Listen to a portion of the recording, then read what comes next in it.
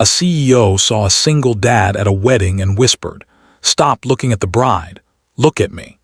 The grand ballroom glittered beneath crystal chandeliers, laughter echoed between marble pillars, and everyone believed they were witnessing the happiest day of two wealthy families. But hidden among the elegantly dressed guests stood a man wearing an old black suit that had been carefully pressed the night before.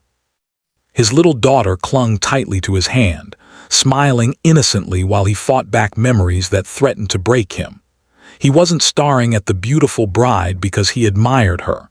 He was staring because, years ago, she had once promised to spend forever with him before choosing a richer life.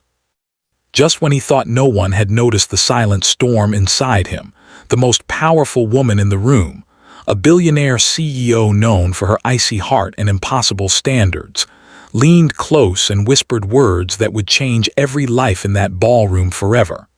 "Stop looking at the bride. Look at me." Before we continue, if you believe kindness, second chances, and unexpected miracles can completely change someone's life, please take a moment to like this video, comment below, share it with your friends, and subscribe to CEO Center Story. Your support helps us bring more emotional stories that inspire millions around the world. Ethan Carter had never imagined that life would lead him to this moment. 5 years earlier, he had believed love alone could build a future. He had worked long hours as a talented architect while saving every extra dollar for a modest home. His fiancée, Isabella, had often spoken about simple dreams. She wanted a peaceful life, children, and a family built on love instead of luxury. Ethan believed every word because he loved her with complete honesty. Then everything collapsed. One business recession destroyed the construction company where Ethan worked. Overnight, he lost his job. The wedding plans were postponed while he searched desperately for another opportunity. Bills began piling up, savings disappeared, and every rejection letter slowly chipped away at his confidence. Instead of standing beside him through the storm, Isabella quietly drifted away. Within months, she was seen attending charity galas with a wealthy businessman named Richard Sullivan, heir to one of the city's largest investment companies. Soon afterward, Ethan received a short letter explaining that she deserved stability, security, and a future he could no longer provide. The words hurt far more than losing his career. Ethan never tried to win her back. He simply disappeared from her world. Life, however, had another surprise waiting. During those difficult months, Ethan met a young widow named Grace while volunteering at a neighborhood food bank. Grace possessed an extraordinary warmth despite carrying unimaginable grief. She had recently become the mother of a baby girl after losing her husband in a tragic highway accident. Loneliness slowly became friendship. Friendship slowly became hope. For a brief moment, Ethan believed happiness had finally found him again. They married quietly in a small church with only close friends attending. Their daughter, Lily, became the center of Ethan's universe. Although Lily was Grace's biological child, Ethan loved her as though she had always belonged to him. Then tragedy struck once more. Grace was diagnosed with an aggressive illness that spread faster than doctors expected. Less than 3 years later, Ethan stood beside another hospital bed, holding her trembling hand while she whispered her final request. She begged him to raise Lily with the same kindness he had shown both of them. She asked him never to allow bitterness to replace love. When Grace passed away, Ethan felt as though every dream had been buried alongside her. Yet every morning he still packed Lily's lunch. He braided her hair after watching online tutorials. He attended every school event. He worked 2 different jobs to keep food on the table. He never complained. People often admired successful businessmen driving expensive cars. Few noticed exhausted fathers catching the last bus home while carrying grocery bags and sleepy children.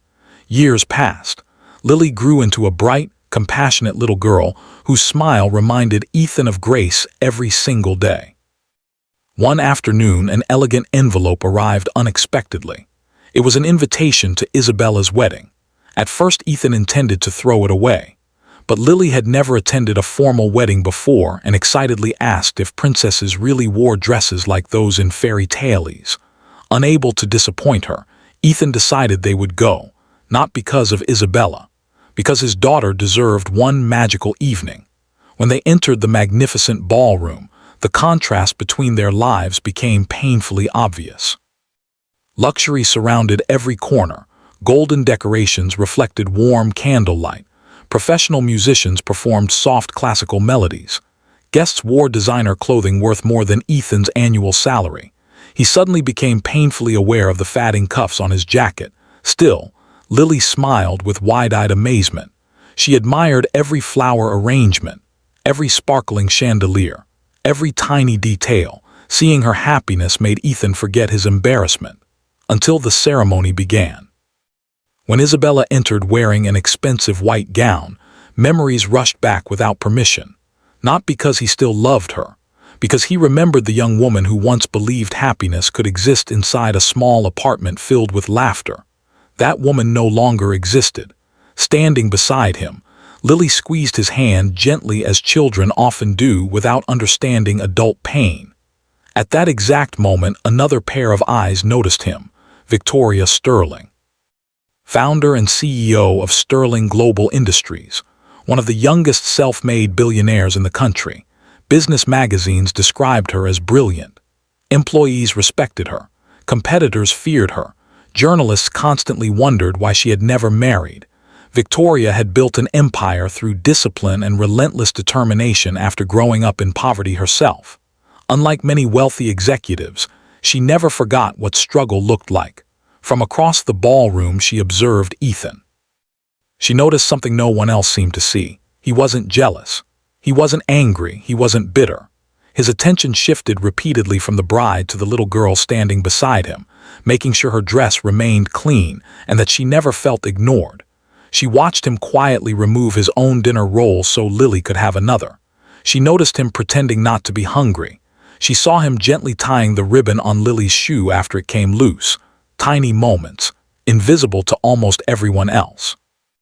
But unforgettable to Victoria. She walked toward him, softly so no one would overhear. Then she whispered, "Stop looking at the bride. Look at me." Ethan turned, confused.